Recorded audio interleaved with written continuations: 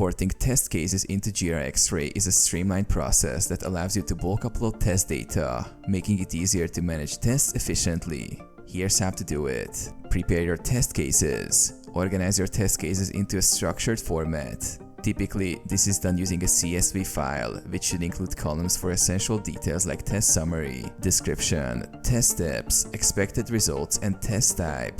Access Xray's import function. In Jira, navigate to the project where you want to import the test cases. Go to Xray on the top menu and select Import Test Cases or access it via Xray Test Case Import. Upload the CSV file. Click on the Upload CSV File button.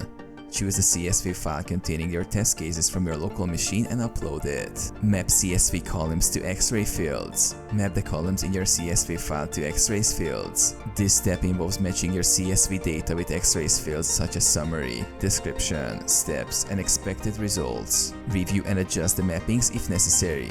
Configure import settings. Set up import configurations like handling existing test cases, creating new ones, or updating existing records. Start the import. Click Start Import to begin the process. Xray will process the CSV file and create test cases based on the data provided.